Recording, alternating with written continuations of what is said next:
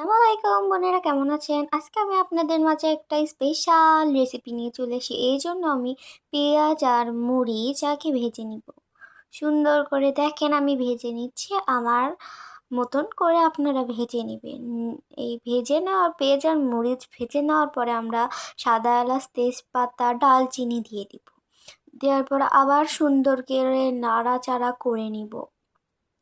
এই যে দেখেন আমি কত সুন্দর করে নাড়াচাড়া করে নিচ্ছি। এখন আদা রসুন বাটা দিয়ে দিলাম 1 চা চামচ, লবণ দিয়ে দিলাম 1 চা চামচ, হলুদের গুঁড়া দিলাম 1 চা চামচ, তারপরে মরিচের গুঁড়া দিলাম 1 চা চামচ।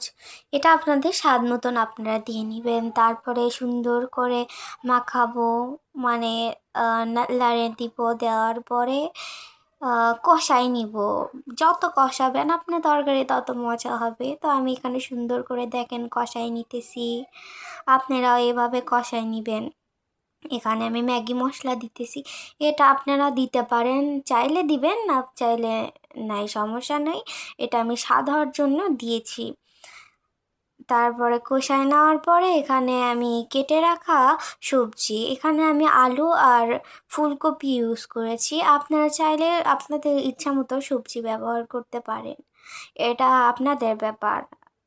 এখানে তারপরে আমরা এখানে সুন্দর করে সবজির সাথে ওই মশলা কষানিগুলো মেখে নিব।